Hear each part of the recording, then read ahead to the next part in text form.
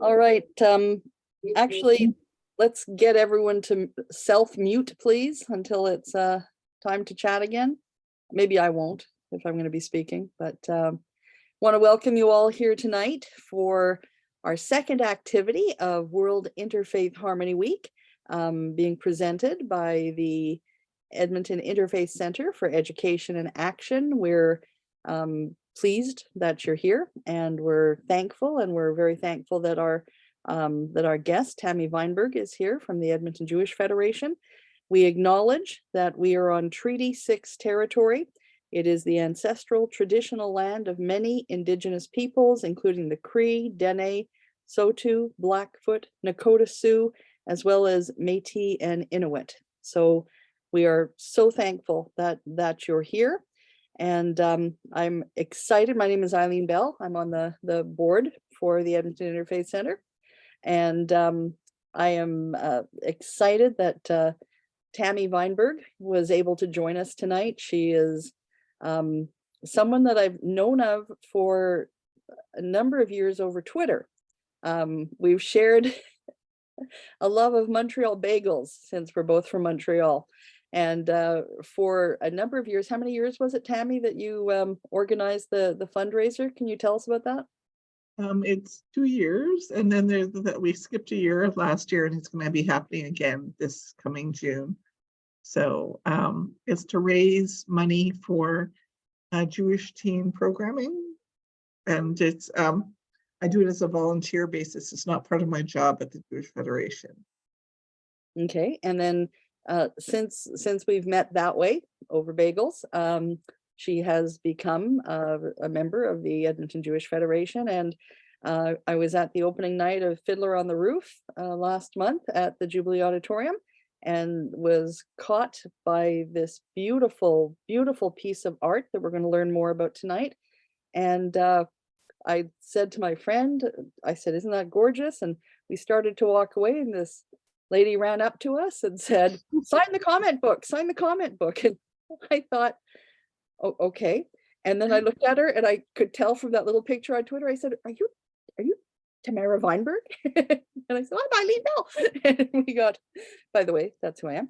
And we got talking, and then the next day I asked her if she would do this tonight, and she said she would. So I'm going to turn the time over to you. I'll mute and jump on to make sure you can share your screen, and the time is yours, Tammy. Yeah, I'll just bring up my presentation. So, and I just give me a second to start presenting it. Okay.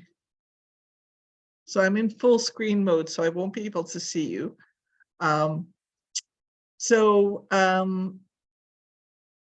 The topic is efforts to combat anti-Semitism through art.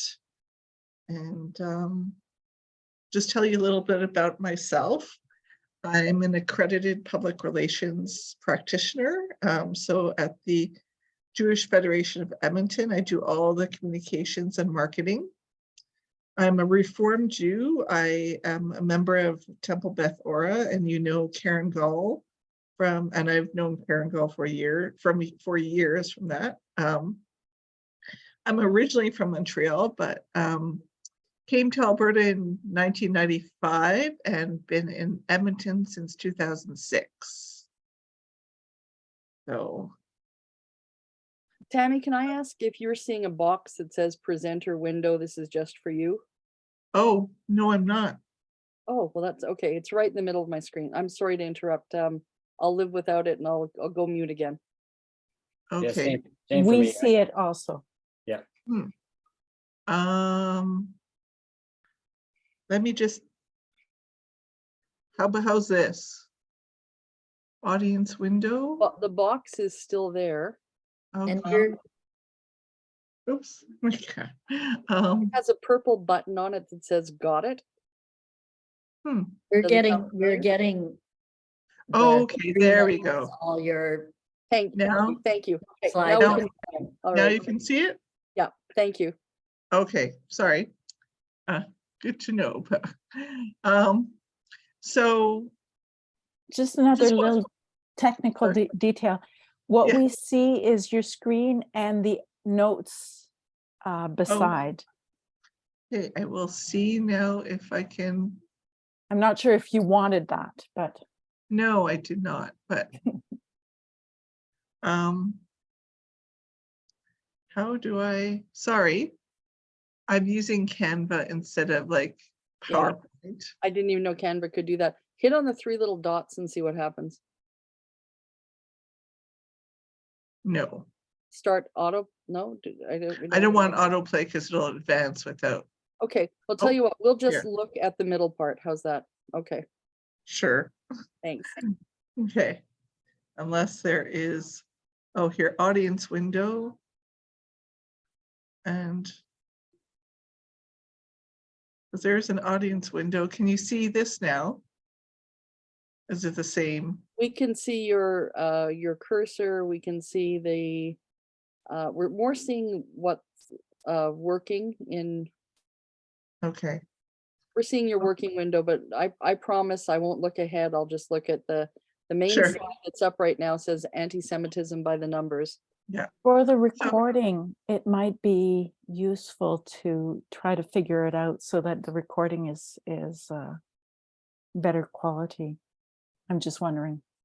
When you, Tamara, when you put your cursor below the main image, it showed, it allowed you to do full screen there. oh, there we go. Then I don't, Oh, no, it I just doesn't, still didn't. Huh, okay, I don't know. yeah, We'll live with it. sorry. Okay, so I just want to give some context about anti-Semitism in Canada, and just these are numbers that were taken from B'nai B'rith Canada and also the Center for Israel and Jewish Affairs, CIJA.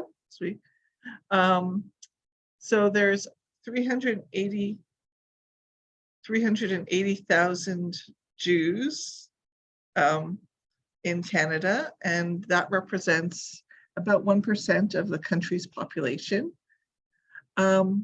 Jews were victims of 14% of all reported hate crime in 2021. And then those like incidents of, so just hate incidents, not hate crime, rose overall by 7% from 2021 to 2022. And the number of violent incidents increased by more than 700% in the same period. So this is a video that I thought could help also explain how anti-Semitism really isn't just about the Holocaust. It's been throughout history. So I'll just play that. Oh, shoot. Sorry for the technical difficulty. I thought, okay, I'm gonna exit out of.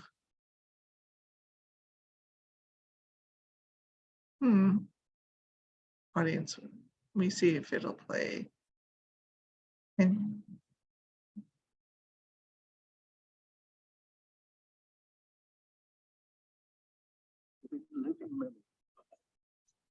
after which the world will never happen again.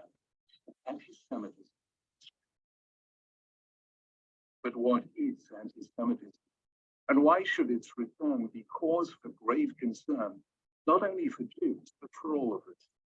Historically, anti-Semitism has been hard to define because it expresses itself in such contradictory ways. Before the Holocaust, Jews were hated because they were poor and because they were rich, because they were communists and because they were capitalists, because they kept to themselves and because they infiltrated everywhere. because they clung to ancient religious beliefs, and because they were religious cosmopolitans who believed nothing. So what is anti-Semitism? Let's be clear, not liking people because they're different isn't anti-Semitism, it's xenophobia. Criticizing Israel isn't anti-Semitism. It's part of the democratic process, and Israel is a democracy. Anti-Semitism is something much more dangerous. It means persecuting Jews and denying them the right to exist collectively as Jews with the same rights as everyone else.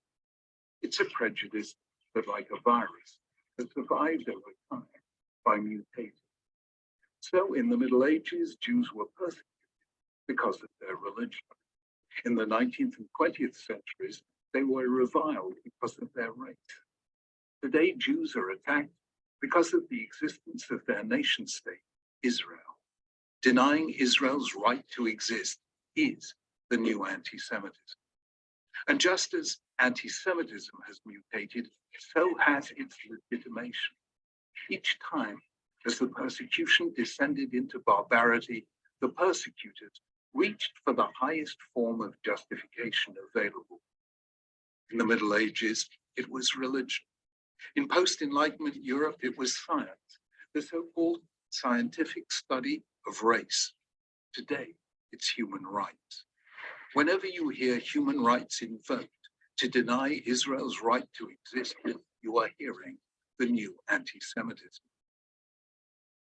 So why has it returned? There are many reasons, but one root cause is the cognitive failure called scapegoating. When bad things happen to a group, its members can ask one of two questions. What did we do wrong? Or who did this to us? The entire fate of the group will depend on which it chooses. If it asks, what did we do wrong? It has begun the process of healing the harm. But if instead it asks, who did this to us? It's defined itself as victim. It will then seek a scapegoat to blame for all its problems. Classically, this has been the Jews, because for 1,000 years, they were the most conspicuous non-Christian minority in Europe. And today, because Israel is the most conspicuous non-Muslim country in the Middle East. The argument is always the same. We are innocent, therefore they are guilty. Therefore, if we are to be free, they, the Jews or the state of Israel, must be destroyed. That is how the great evils begin. Why then should we all care about this? After all, if we're not Jewish, what has it got to do with us? The answer is that anti-Semitism is about the inability of a group to make space for difference. And because we're all different, the hate that begins with Jews never ends with Jews. It wasn't Jews alone who suffered under Hitler. It wasn't Jews alone who suffered under Stalin. It isn't Jews alone who suffer under radical Islamists and others who deny Israel's right to exist. Anti-Semitism is the world's most reliable early warning sign of a major threat to freedom, humanity, and the dignity of difference. It matters to all of us, which is why we must fight it together.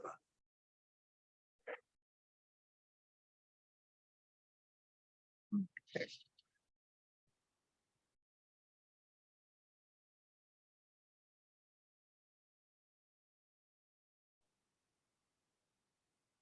Okay, so I just want to let you know how the mosaic is connected to the Shine a Light on Anti-Semitism awareness campaign. And that campaign was started by the Jewish Federations of North America, which is kind of like our parent organization of all federations in North America. And in 2021, they put out a call for projects that would shine a light on anti-Semitism. And I came up with the idea of a mosaic because I thought it would be a great way to give a chance for people in our Jewish community to have a voice to state how they feel about anti-Semitism. And art is it's always something that can attract a lot of people, and it's a common piece where people can communicate about. So I put in the grant application, and we did get the grant. And then we went ahead with the mosaic. So we had to put the mosaic together actually within a month and a half because of the timeline. The Shine a Light on Anti-Semitism awareness campaign was running December during Hanukkah, because the connection of Hanukkah with the menorah and the lights from the menorah, like the candles, is and then connecting those lights shining on anti-Semitism. So we approached the artist Louis Lavoie, and he agreed to design what you'll see as the full mosaic with the menorah as a centerpiece. And we approached Talmud Torah, the Jewish school in Edmonton, to create tiles, as well as we held a community event where other community members came, and we invited Mayor Sohi, as well as councillors Sarah Hamilton, councillors Jennifer Rice came. We did put out the call to all council, but those are the councillors that came.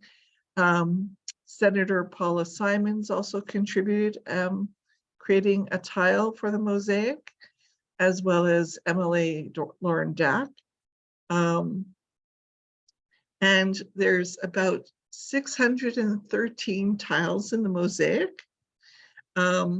Majority of those tiles are made by the Jewish community, and the centerpiece, because if you know how a mosaic is created, it needs some like a focal point, and Louis Lavoie created that focal point, as I mentioned.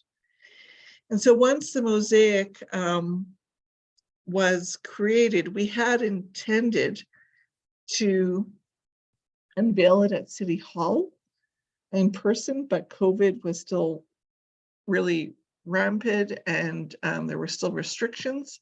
So we pivoted as and we created an online exhibit, which I'll invite you to on your own to check out on our website.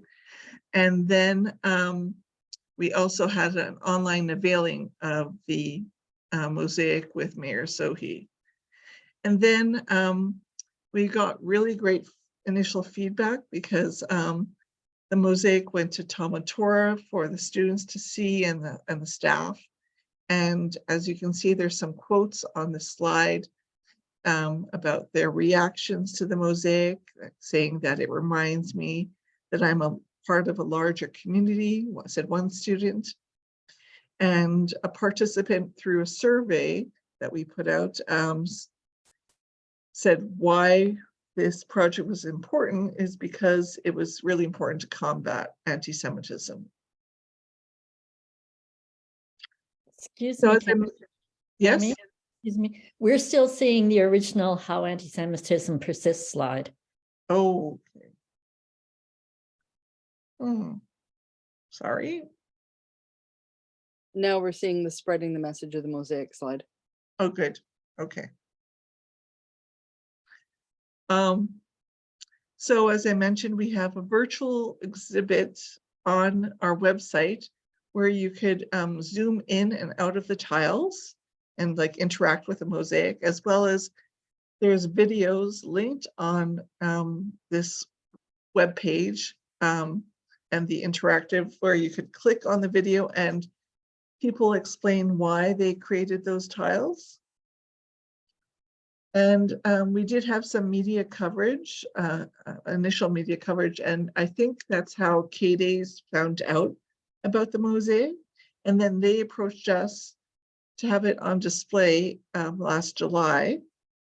And as you may know, there's about 700,000 to 800,000 people who go through K-Days. So that was a great opportunity to have it on display there.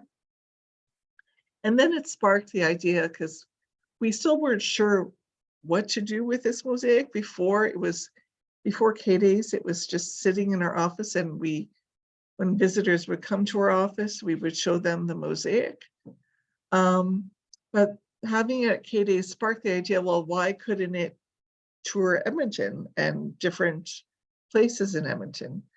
So we approached the Alberta legislature, and they agreed to host the mosaic for the month of November. And then that initial launch for the mosaic at the legislature, we invited the UCP caucus as well as the NDP, Alberta NDP caucus members to come and view the mosaic. And it was a great way to just spark that conversation with the provincial politicians and our concerns around anti-Semitism.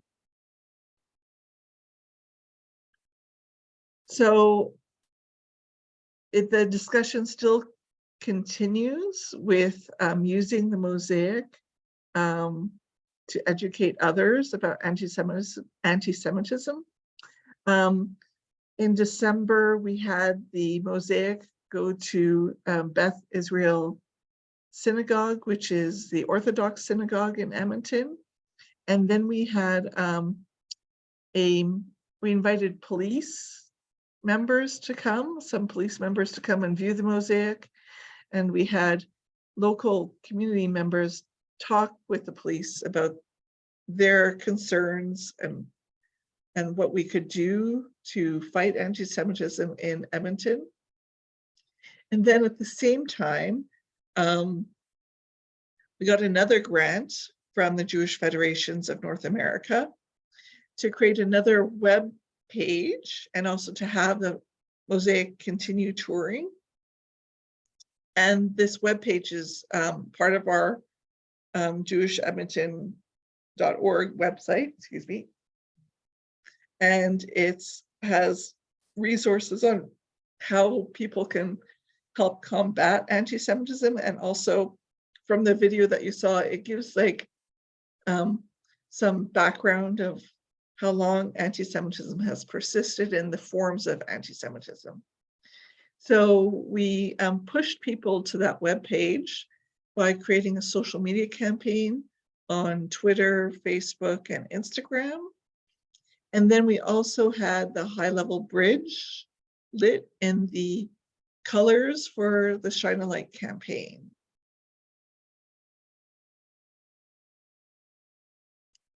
And then also when we heard that Broadway Across Canada was coming with Fiddler on the Roof to the Jubilee, we suggested that can we have the mosaic there so people who are going to see the production, they could see the mosaic. And if you don't know the story about Fiddler on the Roof, it really does portray a family's and a community's experience in Russia in the early 1900s with anti-Semitism, where I don't want to spoil this story, but they were targeted because they were Jews.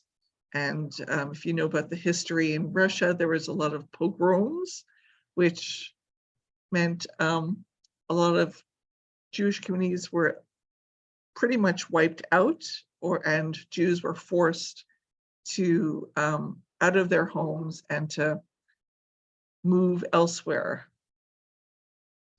We also actually this past week had a lunch and learn with mayor and council and some leaders from the Jewish community, where we discussed anti-Semitism, and then they had a chance to look at the mosaic closely. The mayor and council members who did create their tiles in the mosaic, they actually, when the mosaic was unveiled, they actually hadn't had a chance to see the mosaic live and in person.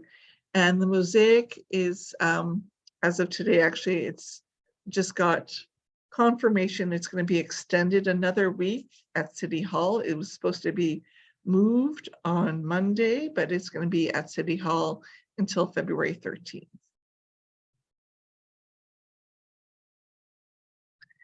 So we do plan to continue moving the mosaic around the city. Another location is going to be at the Oilers game on March 20th. There's actually a Jewish Heritage Night happening that we had a partnership with the Edmonton Oilers and Rogers Place. So if you are Oilers fan and have tickets to see games, you can see the mosaic there.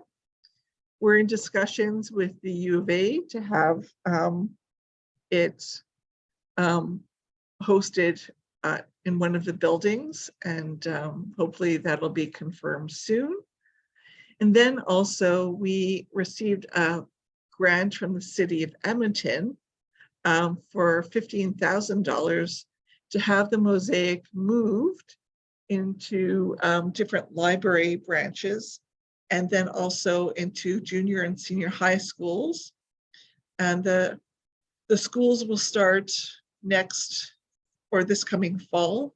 And we're going to create an educational toolkit for teachers to use, so they have a way of talking about anti-Semitism and linking it to the mosaic.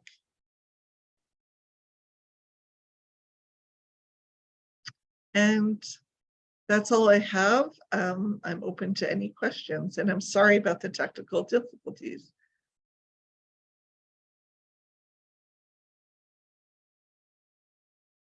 So Tammy, have you ever experienced, do you think, anti-Semitism in your life?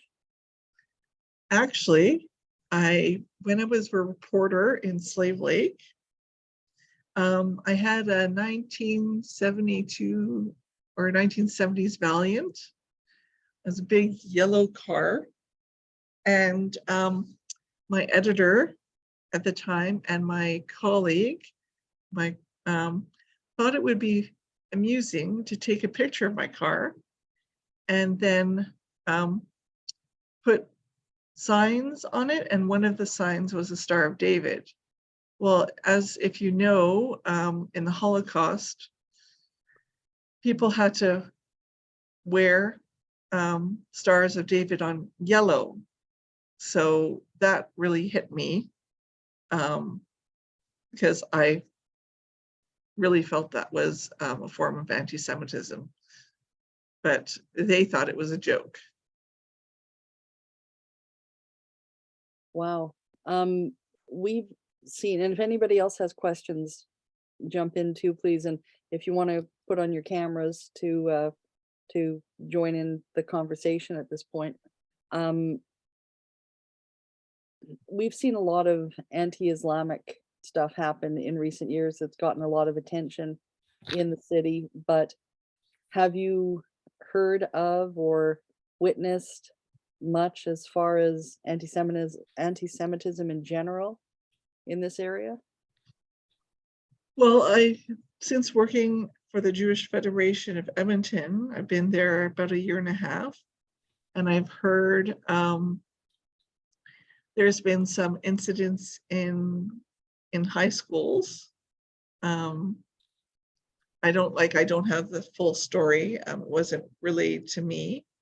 And I know there's the Alberta Hate Crimes Committee. I don't know if you've heard of that organization, and they have been doing focus groups and surveys.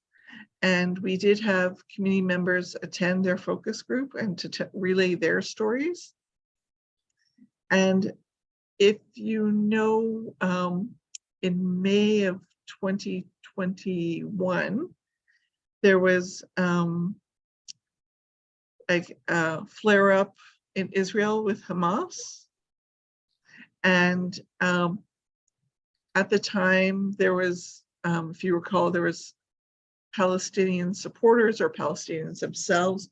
They had cars going around honking in support of Palestine.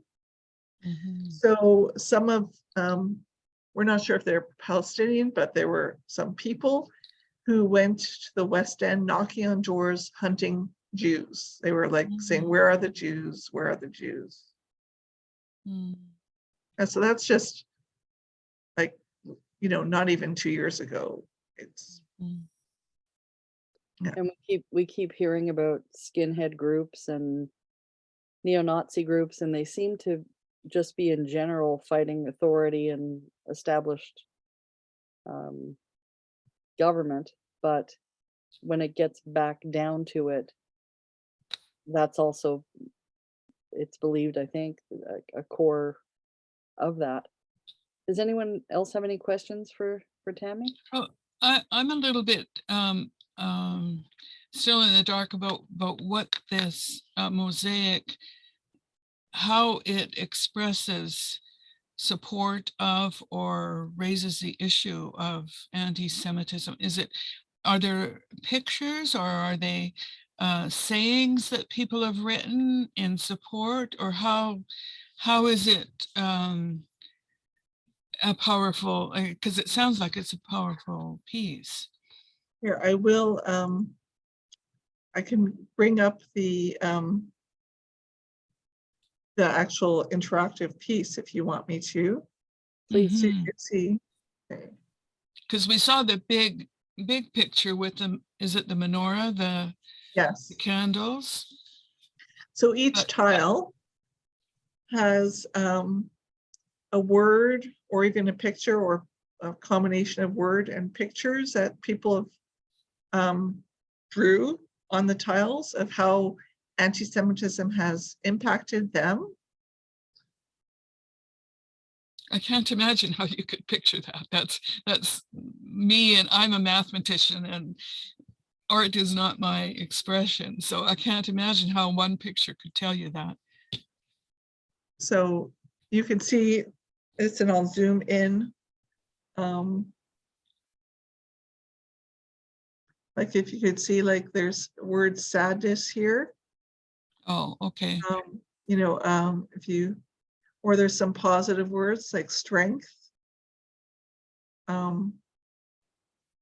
Then there's like words of hope. So each tile has a message about anti-Semitism, fear. We could even watch, if you want. Let's see. Here, I'll have Paula Simons.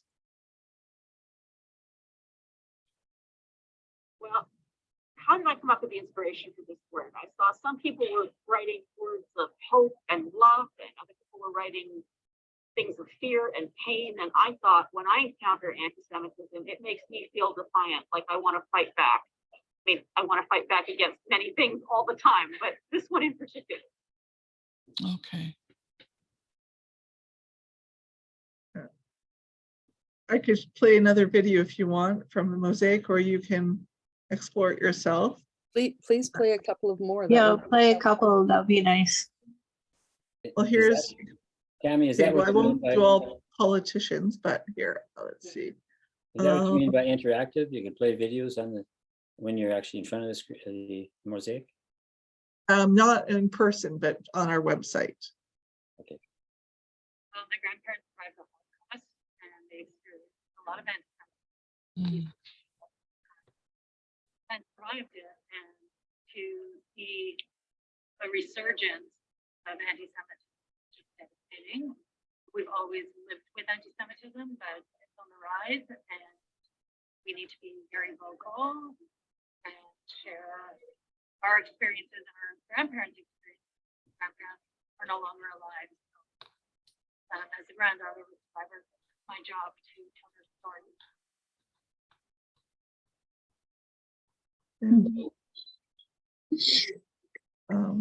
Okay, thank you. Sure. Sure. One more, or that's enough for Can we, everyone? can we see the one with Mir Sohi? Sure.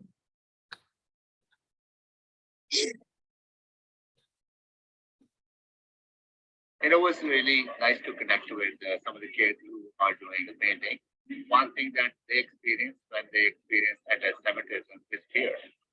Fear of denial of their identity, and fear of being stuck, and fear of not being able to shake it off because somebody using words and actions that allow that particular person to deny someone their identity. So that's what we've been talking about, like how fear can be harmful, how fear can actually cripple people's ability to really be part of the really hold them back.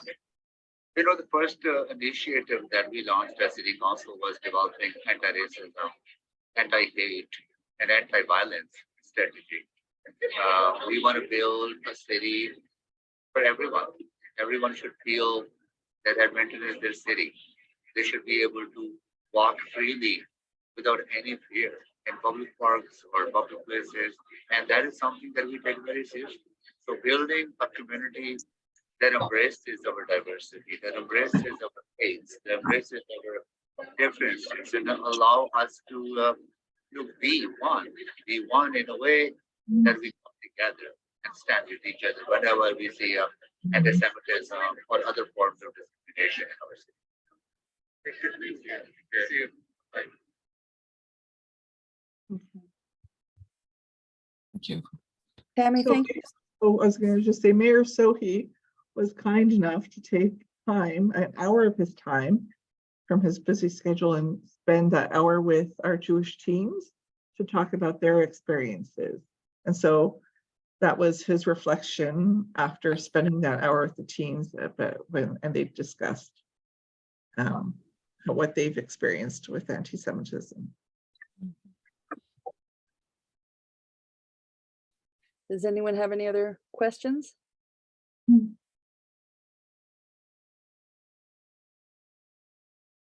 Kathy, your little box is lit up. I wasn't sure if you were trying to say something.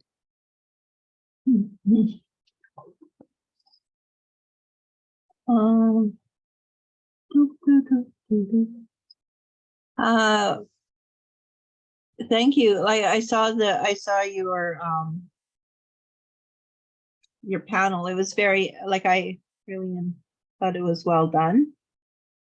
And I'm glad that it's going to various places. So, do you have any other plans for it? Well, so the city grant covers from from about April till the end of the school year of next year. Okay. So we don't have any plans after that. But we're open to suggestions of where it could go. Because it Is pretty it hard much to move? it does take two people to move. Okay. So Okay. yeah. And we have actually hired a professional art mover to handle it. So because they know how to fix it if it's damaged. Well, not the tiles, but the frame or anything. And they know how to wrap it. But we believe that it could pretty much go anywhere in the city that, hopefully educate and create the awareness about the issue. Well, thank you so much for giving us this time tonight, and what a tremendous effort that must have been to put together that event where the videos were taken. Looked like it was a wonderful event as well. It's too bad that it's on such a horrible subject, and that millennia later that there is still anti-Semitism happening. Just a huge thanks from us for this.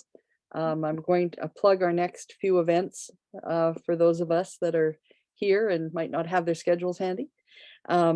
Saturday, 2 p.m., there's a Zoom link for the spirituality in poetry event. And then we'll only go as well, actually, there's only a few, so I'll just do them all.